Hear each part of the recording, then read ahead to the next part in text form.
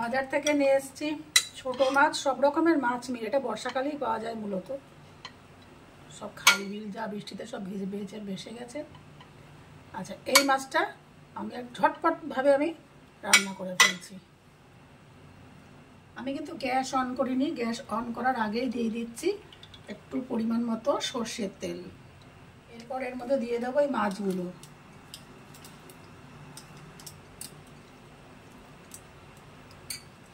আচ্ছা, এবার দিয়ে দেবো আমি এখানে দুটো ছোট সাইজের টমেটো কেটে রেখেছিলাম, টমেটো। এখানে দিয়ে দেবো হচ্ছে আদা বাটা, 1 চামচ আদা বাটা, আর দেব 1.5 চামচ মতো রসুন বাটা।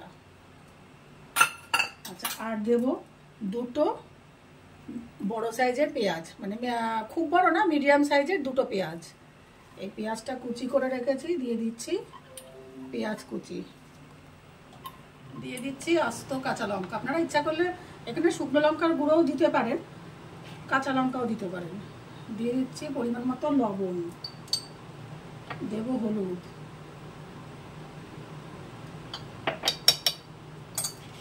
এবারে দিয়ে দেবো হচ্ছে ধনেপাতা কুচি। আমি বড় বড় করে কেটে নিয়েছি, আপনারা ফাইন চপ করতে পারলেও করতে পারেন। আচ্ছা, একটু কাঁচা লঙ্কা আমার কাছে অন্য রান্না একটুখানি কুচি ছিল, সেটা দিয়ে দিলাম। দিয়ে এবার এটাকে কি করতে হবে, একটা লেবুর টুকরো দিয়ে দিলাম। দিয়ে হাত দিয়েই মাখাটা সবচেয়ে বেটার, চামচ দিয়ে সব কাজ করা যায় না।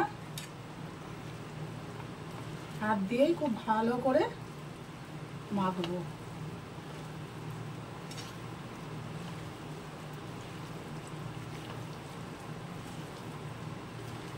ভালো করে মেখে নিয়েছি, এবারে জ্বালিয়ে দিচ্ছি গ্যাস। গ্যাস জ্বালিয়ে আমি ঢাকনা চাপা দিয়ে দেবো। ঢাকনা চাপা দিয়ে আমি এই মিডিয়াম ফ্লেমে এটাকে রান্না হতে দেবো, নাড়াবো না এখন, এই অবস্থায় থাকবে 5 মিনিট। এই অবস্থায় মিডিয়াম টু লো ফ্লেমে রান্না করব, তারপরে ফিরে আসছি পরের স্টেপে।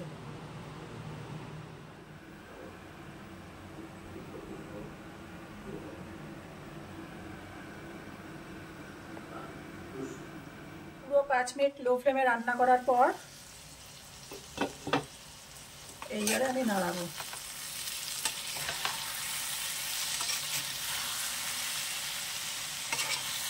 সামান্য একটু জল, আর আপনারা পুরো ভাজা ভাজা খেতে চাইলে জলটা দেওয়ার দরকার নেই, হালকা আছে একটু নাড়াচাড়া করতে করতেই এটা হয়ে যাবে। একদম চুনো মাছ তো। দিয়ে আবার এটাকে ঢেকে আমি রান্না করবো 2-3 মিনিট।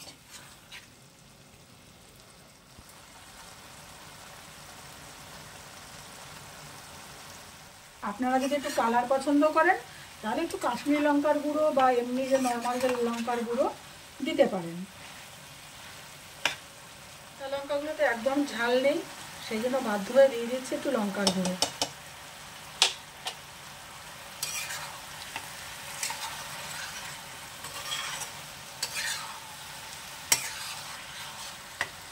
দিয়ে দিচ্ছি আর একটু ধনেপাতা কুচি। ধনেপাতাগুলো আমি একদম রাফলি চপ করেছি ইচ্ছা করেই। আর দিয়ে দিচ্ছি একটু আদা কুচি, দিয়ে নাড়িয়ে নেব। নাড়িয়ে যদি মনে করেন আপনারা আরেকটু তেল দেবেন দিতে পারেন, আমি দেবো না, যথেষ্ট তেল আছে। এই দেখুন অনেকটাই তেল আছে। হয়ে গেছে আমার রান্না। আর এই যে লেবুর টুকরোতে দেওয়াতে একটা লেবু গন্ধ হয়েছে, লেবুটা ভেঙেও যায়নি, জাস্ট লেবুর ফ্লেভারটা এসছে। এবার আমি এটাকে ঢেকে রাখবো, আর সাথে দিয়ে দেবো আর দুটো লেবুর টুকরো দিয়ে, আর মিনিট খানেক থেকে ঢাকনা চাপা দিয়ে আমি রান্না করে নেব।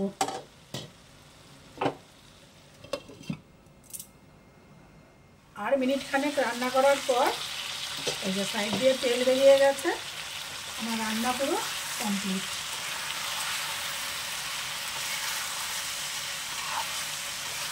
তৈরি আমার চুনো মাছের ঝাল।